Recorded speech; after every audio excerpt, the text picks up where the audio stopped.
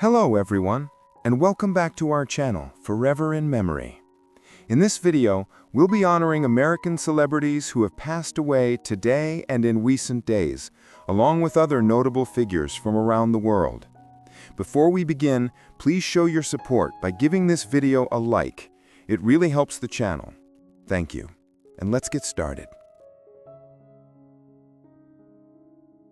Died on September 28, 2025. Neville C. Luhmann, Jr., 82, was an American physicist whose pioneering research in plasma physics and fusion energy made him a respected leader in his field. Over the course of a long and distinguished career, he combined theoretical insight with experimental innovation, contributing to the global effort to unlock fusion as a source of clean and virtually limitless energy. Luhmann served as a professor at the University of California, Davis, where he became known not only for his research, but also for his dedication to teaching and mentoring the next generation of scientists. His work advanced understanding of plasma waves, diagnostics, and the complex interactions that lie at the heart of fusion energy research. Through his leadership, laboratories at UC Davis became hubs of collaboration, drawing students, researchers, and visiting scholars from around the world. Beyond his technical achievements, Luhmann was admired for his patience, clarity, and passion for science education. He authored numerous scientific papers, contributed to groundbreaking projects, and remained deeply engaged with international collaborations aimed at turning fusion from theory into reality. His passing is a significant loss for the scientific community. Neville C. Luhmann, Jr. is remembered as a brilliant physicist, a devoted teacher, and a man who dedicated his life to the pursuit of knowledge that could one day change the course of human history through sustainable energy. Died on September 27, 2025. Christian, born Gaetano Cristiano Vincenzo Rossi, 78, was an Italian singer whose smooth voice, heartfelt ballads, and timeless romantic style made him one of the most beloved figures of Italian pop music in the 1980s. With a career defined by emotion and elegance, he captured the spirit of an era and became the soundtrack to countless love stories across Europe. Born in Palermo, Sicily, Christian's love for music emerged early. He pursued his passion with determination, moving to Rome to build a career in the competitive world of Italian pop music. His warm, expressive voice and ability to convey deep feeling quickly set him apart, and by the late 1970s and early 1980s, he was a household name. Songs like Cara, Sarà per te, and Un'altra vita became staples of Italian radio, celebrated for their lyrical sincerity and melodic richness. He was a frequent presence at the Sanremo Music Festival, where his performances became emblematic of Italy's romantic pop tradition. Fans cherished him not only for his music, but for the sincerity and humility with which he approached his art. Even as musical trends shifted, Christian remained a respected and admired figure, performing for loyal audiences and continuing to record new music throughout his life. His passing is deeply felt in the Italian music community and among generations of listeners who grew up with his voice. Christian is remembered as more than a singer. He was a storyteller of the heart, a bridge to an era defined by melody and emotion, and a beloved artist whose music will continue to live wherever love is celebrated in song. Died on September 28, 2025. Tony Harrison, 88, was an English poet, playwright, and translator whose eloquent, fearless, and socially charged work reshaped contemporary British poetry and brought classical literature into vivid dialogue with modern life. Over a career spanning more than 6 decades, he became one of the most distinctive and uncompromising voices of his generation, a writer who fused lyricism with political critique, intimacy with public conscience. Born in Leeds into a working-class family, Harrison's early life profoundly influenced his writing. His poetry often reflected on class, language, and identity, exploring the tensions between his northern upbringing and the elite literary world he later entered. After studying at the University of Leeds, he published his first collections in the 1960s, quickly establishing himself as a poet of fierce intelligence and emotional depth. His work was celebrated for its technical mastery, particularly his use of traditional forms like the sonnet, as well as for its passionate engagement with social justice, memory, and the power of language. Harrison's theatrical works, including The Trackers of Oxyrhynchus and The Mysteries, reimagined classical texts for contemporary audiences, while his television poems such as Thee, a searing meditation on class conflict in Thatcher-era Britain, sparked national debate and controversy. As a translator, he brought new life to Greek tragedies and Roman plays, infusing them with contemporary urgency without losing their ancient resonance.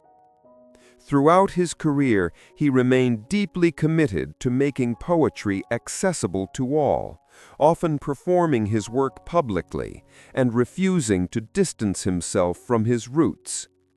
Critics hailed him as a poet who spoke truth to power, who wrestled with the contradictions of modern Britain, and who never stopped believing in the power of words to provoke change. His death marks the loss of a towering figure in English letters.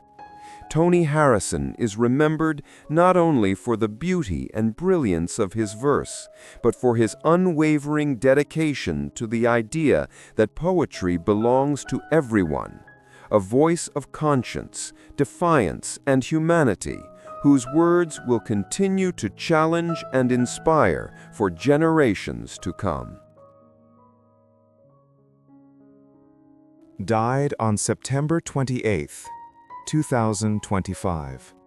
Robert J. Lifton, 98, was an American psychiatrist, author, and public intellectual whose groundbreaking work on the psychology of violence, trauma, and totalitarianism profoundly shaped modern understanding of the human mind under extreme conditions.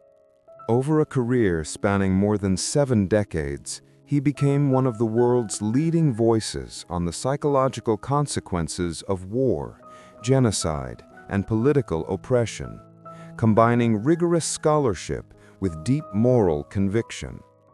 Born in Brooklyn, New York, Lifton was educated at Cornell University and New York Medical College before serving as an Air Force psychiatrist during the Korean War, an experience that sparked his lifelong interest in how ideology and violence shape human behavior.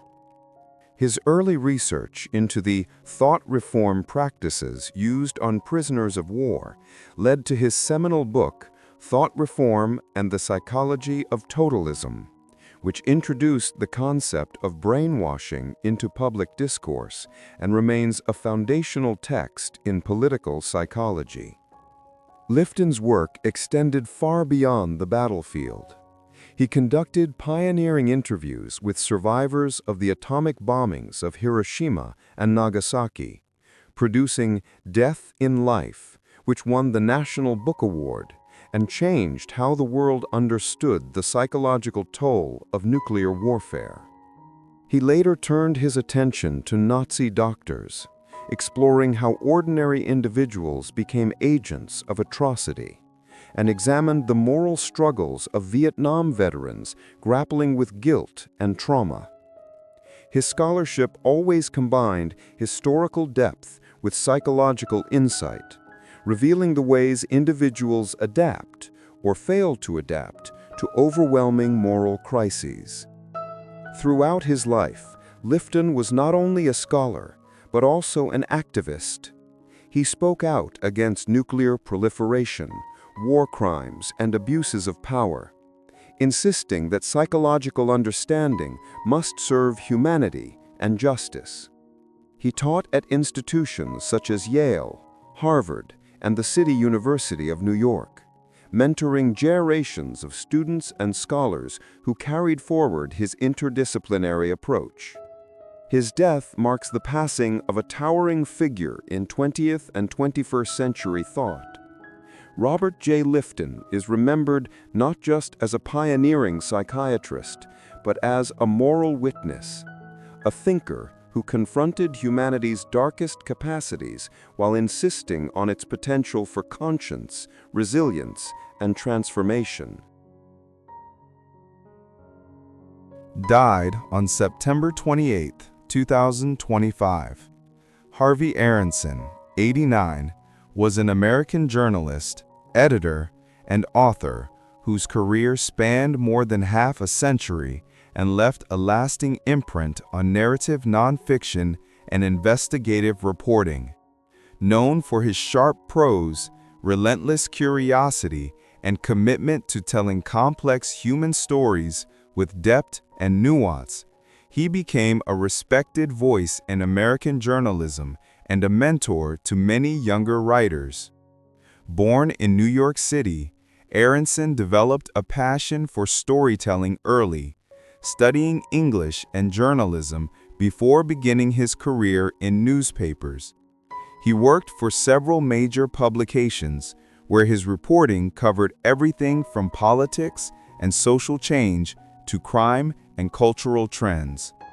What set his work apart was his ability to see beyond the headlines, to explore the motivations, struggles, and contradictions behind the events he covered. Aaronson's reputation grew with his incisive long-form writing and his work as an editor, where he helped shape the careers of countless journalists and authors. He was also the author and co-author of several books, including notable works of true crime and social commentary that blended investigative rigor with literary style. Whether examining high-profile legal cases or chronicling the lives of ordinary people caught up in extraordinary circumstances, Aaronson approached each project with empathy and intellectual honesty. Throughout his life, he believed deeply in journalism's power to inform, challenge, and connect, and he upheld the highest standards of the profession, even as the media landscape transformed around him. His colleagues remembered him for his generosity, his unwavering editorial judgment, and his insistence on accuracy and truth. His passing marks the end of a remarkable era in American reporting. Harvey Aaronson is remembered as more than a journalist. He was a storyteller, a teacher, and the guardian of the craft whose work continues to inspire those who believe in the enduring importance of the written word. Died on September 27, 2025. Nick Rassus, 81, was an American football player remembered for his speed, intelligence, and determination on the field, as well as for the deep respect he earned from teammates, coaches, and fans alike. A standout defensive back at Notre Dame during one of the program's most storied eras, he helped define the toughness and precision that became trademarks of Fighting Irish football in the 1960s. Born and raised with a passion for the sport, Nick Rassus became a key figure under legendary coach Ara Parseghian, anchoring Notre Dame's defense with sharp instincts, explosive plays, and a relentless work ethic. He was twice named an All-American, and his leadership helped propel the team to national prominence. Known for his ability to read offenses and deliver game-changing tackles, he became one of the most feared and respected safeties in college football. Rassus went on to play professionally in the American Football League, AFL, for the Atlanta Falcons, where he continued to display the same dedication and competitive spirit that defined his college career. Even after his playing days ended, he remained deeply connected to the sport, mentoring young athletes and supporting Notre Dame football for decades. Off the field, he was admired for his humility, generosity, and loyalty, qualities that endeared him to friends and colleagues long after his final game. His passing is deeply felt across the Notre Dame community and among those who cherish the golden era of college football. Nick Rassus is remembered not just for his achievements on the gridiron, but for the character, discipline, and heart that made him a true embodiment of the Fighting Irish spirit. Matthew McConaughey was born on November 4, 1969, in the small city of Uvalde, Texas, into a family that valued hard work, resilience, and storytelling. His father, Jim, had once been a professional football player before running a successful oil pipe supply business, while his mother, Kay, was a teacher with a gift for language and warmth that filled the household.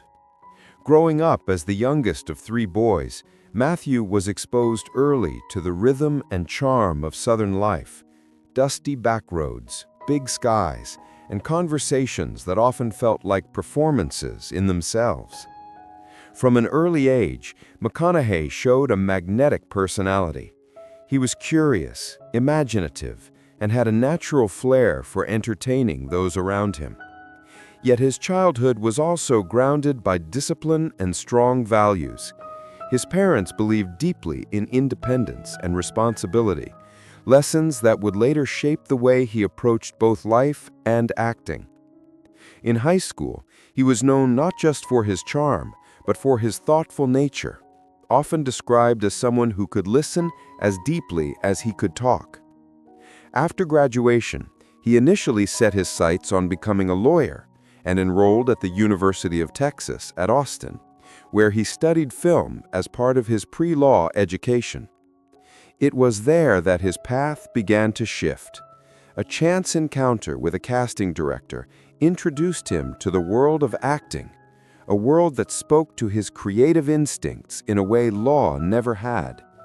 He took small roles in student films and commercials, discovering an undeniable comfort in front of the camera. What had started as a curious experiment soon grew into a calling. McConaughey realized that acting offered a unique space where he could explore humanity, its contradictions, vulnerabilities, and desires, while also channeling his natural charisma. As he neared the end of college, he made a decisive choice. Rather than pursuing law, he would follow the uncertain but exhilarating road of an actor's life. This decision would set him on a journey that began humbly, but would ultimately make him one of Hollywood's most recognizable and versatile stars.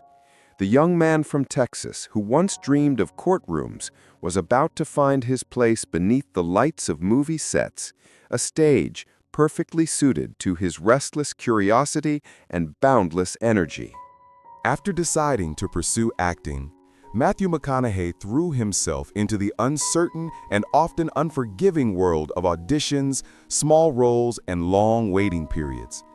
His early years in the industry were marked by persistence and a belief that every opportunity, no matter how small, was a chance to learn.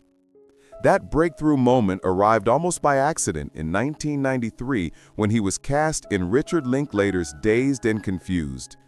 Originally written as a minor part, McConaughey's charismatic portrayal of the laid-back, endlessly quotable Wooderson made him a standout.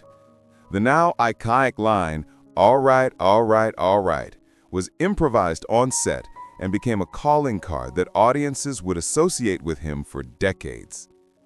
This early success opened doors. Over the next few years, McConaughey took on a variety of roles that showcased his range, from dramatic performances in A Time to Kill and Contact, to lighter turns in romantic comedies. Hollywood quickly recognized his rare combination of leading man charm and grounded everyman relatability. By the early 2000s, he had become one of the most bankable stars in the industry, often cast as the affable romantic hero in films like The Wedding Planner, How to Lose a Guy in 10 Days, and Failure to Launch. Yet, despite the fame and financial success, McConaughey began to feel creatively confined. The romantic comedy roles that had made him a household name also threatened to define and limit his career. By the late 2000s, he made a bold and risky decision. He turned down lucrative offers, stepped away from the spotlight, and waited for scripts that would challenge him. This self-imposed hiatus, what he later called his unbranding, would become one of the most significant turning points of his career. It was a gamble that paid off. In the early 2010s, McConaughey re-emerged in a series of critically acclaimed dramatic roles that redefined him as a serious actor. Performances in The Lincoln Lawyer and Mud reminded audiences of his depth and dramatic power, while Magic Mike showed a darker, more unpredictable side of his talent. Each project built momentum, shifting public perception and preparing the stage for one of the most remarkable career resurgences in modern Hollywood. The transformation wasn't just professional, it reflected a deeper shift in McConaughey himself. He was older, more introspective, and more deliberate about the stories he wanted to tell. Acting was no longer just a career, it was a craft, a way to explore truth. That evolution would soon lead him to the role that would define this new era of his life and cement his status as one of the most respected actors of his generation. The turning point of Matthew McConaughey's career, and perhaps the defining chapter of his artistic life, arrived with a series of performances in the 2010s that critics would come to call the McConaissance. The actor who had once been typecast as Hollywood's charming romantic lead reinvented himself completely, embracing darker, more complex roles that demanded vulnerability, emotional depth, and fearless authenticity. The film that most dramatically announced this new chapter was Dallas Buyers Club, 2013. As Ron Woodruff, a hard-living electrician diagnosed with AIDS in the 1980s, McConaughey shed more than 40 pounds and immersed himself in the psyche of a man fighting for his life and dignity. The result was a raw, unforgettable performance that won him the Academy Award for Best Actor, along with the Golden Globe and universal critical acclaim. It was more than a career triumph. It was a declaration that McConaughey was no longer content to coast on charm. He was now an actor in the deepest sense, willing to risk everything for the truth of a character. This period saw a string of powerful performances that cemented his legacy. In HBO's True Detective, 2014, he delivered one of television's most celebrated performances as Rust Cohle, a deeply philosophical and tormented detective whose brooding presence and haunting monologues became instantly iconic. His work in Interstellar, 2014, as Cooper, a pilot and father driven by love and sacrifice, showcased his ability to balance blockbuster scale with deeply human emotion. Even in films like The Wolf of Wall Street, 2013, where he appeared briefly as the eccentric Mark Hanna, McConaughey stole scenes and left a lasting impression. What made this era so remarkable was not just the awards or acclaim, but the personal transformation behind it. McConaughey had learned to embrace silence, nuance, and complexity. His performances carried a weight that reflected his own life journey. The restless Texas kid, the young Hollywood star, the man who stepped back to rediscover himself. He brought all of it to the screen, and audiences felt it. Beyond acting, McConaughey expanded his influence as a writer, producer, and philanthropist. His 2020 memoir, Green Lights, became a bestseller, offering philosophical reflections and lessons drawn from a life lived boldly. He also devoted himself to educational and charitable work through the Just Keep Livin' Foundation, supporting youth empowerment programs across the United States. Today, Matthew McConaughey stands as one of Hollywood's most respected and enduring figures, an actor who defied typecasting, embraced reinvention, and built a career on his own terms. His journey from Texas to the Oscars is more than a success story.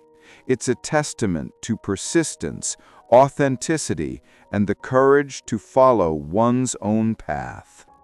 And with every performance, he continues to remind audiences why great acting is not just about transformation on screen, but the evolution of the soul behind it.